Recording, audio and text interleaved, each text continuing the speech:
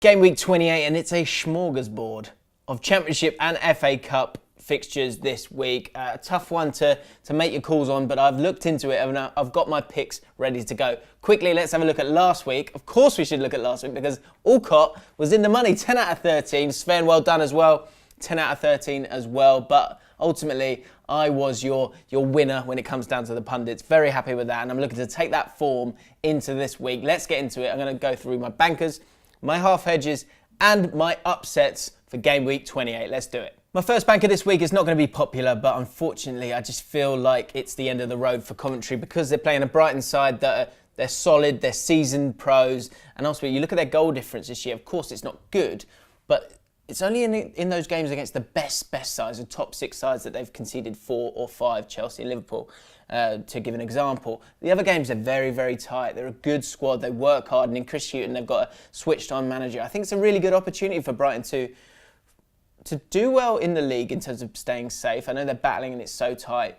but also I think there's an opportunity here for them to have a cup run, playing at home as well. I think they're just going to be too strong for Coventry. They want the fairy tale to continue. Obviously got a great pedigree in the cup, but they haven't won their last few games, so they're not going into it in great form, and I feel like this might be the end of the road for the Sky Blues, unfortunately. My second banker is in the Sunderland versus Brentford game in the Championship this time. Sunderland last week, Bristol, they were 3-0 down against Bristol City and were able to come back, but 2 of those goals were own goals. There was a lot of luck that went their way, and I still think this is a team that is destined for the drop, which is an incredible thing to say for a club that gets 41,000 each week. There'll be 41,000 or so this week, and they're playing a Brentford side who have created third most goals in the Championship from open play. That kind of indicates how good they are as a passing side. Very fluid, do create a lot of chances. I think this is a game, but what Brentford do need to win. Sunderland, they might that optimism that the fans will be having for this game, I think it might be false hope. I think they're going to get beaten quite badly against Brentford this week.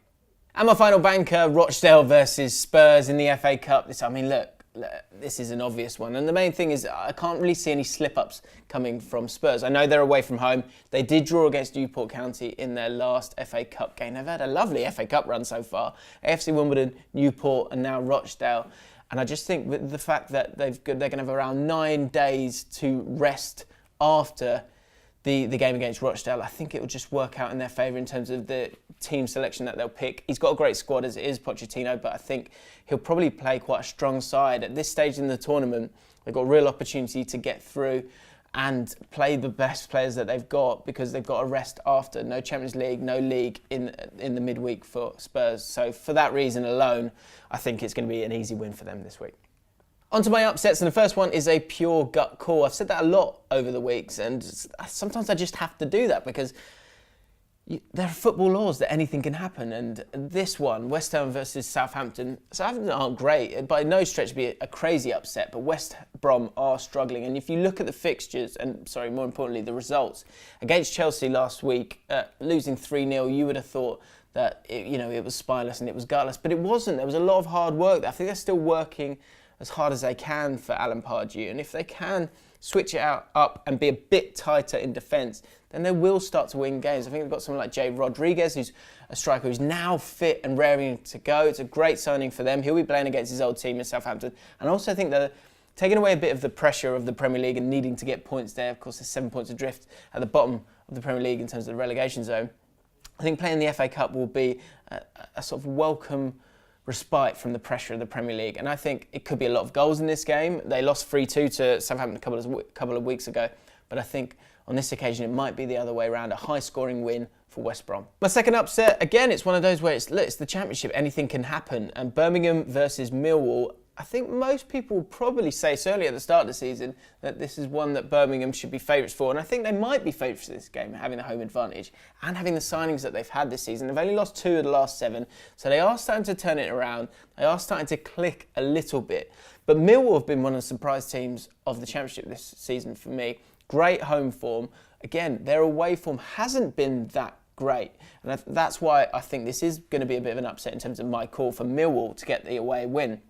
The reason I say it is because they're unbeaten in the last 5, and the last 2 games that they played away from home it was an incredible win against Leeds United away, and then Reading, who they absolutely destroyed. Reading and Birmingham City in the same kind of area of the Championship. The Championship is anyone can beat anyone. And I think this might be one where the substance and the spirit of Millwall might take over, and I think they might get themselves a cheeky win against Birmingham this week. And my final upset this week, this is a bit of a gamble, this call, because I'm going against Wolves. Wolves, who've been my bankers most weeks, they've been incredible. Won again last week against QPR, which was sad to see, but they are a winning machine, so to go against them is a bit of a strange call. But in Preston North End, I think you've got a side there that they're not even a dark horse for the Championship playoffs. They're kind of a forgotten horse. People aren't talking about them at all. But they've got a really solid side. And one defeat in 15 is incredibly impressive, especially in the Championship when anyone can beat anyone, as I said earlier. Lost Jordan Hugill to West Ham. He was their top scorer with 10 goals. So that's going to make life a little bit more difficult for them. But it's still a great side. And I think playing at home, this could be one where they could get a draw and stop the winning run of Wolves this week. I might be wrong, and I think this is one I should be half hedging. But I think Preston will get something in this game. Last but not least, let's go through my half hedges this week. That's when you pick more than one result on your Fan League 13. So going through it, West Brom versus Southampton. I'm going to go for a draw as well as a win for West Brom. I think that's one that you can triple hedge, but I don't want to spend that kind of money. I don't want to triple hedge and waste my hedges this week on doing that. So I'm just going to go for the home win or for the draw. I've also gone for Birmingham Millwall. As I said, it's one of my upsets. Home advantage. I always like to try and pick the home side as much as I can, so I'm going to do that here as one of my half hedges. Same goes for Fulham Aston Villa. Such a tough game this week. Fulham have been in great form. Aston Villa have just moved into second place. I think they will get automatic promotion, but Fulham are a great side, so that's going to be a tough one. So I've half hedged that one. Also, Huddersfield versus Manchester United. Again, Huddersfield have beaten them earlier in the season, got that home advantage. They completely proved me wrong last week. I thought they were certain to lose against Bournemouth, but they're able to get a thumping win, 4-1 win. So they'll be confident after that to get something out of the game, especially with Manchester United losing. And my final two half hedges, Norwich versus Ipswich Town. Big derby game. Ipswich haven't won in 10 East Anglia derbies, so I've gone for a draw or a home win in that one, despite them both having level points in the Championship. And my final half hedge this week, Leeds United versus Bristol City. Two teams, again, I mean, I've said it how many times in this video? The Championship is so hard to predict.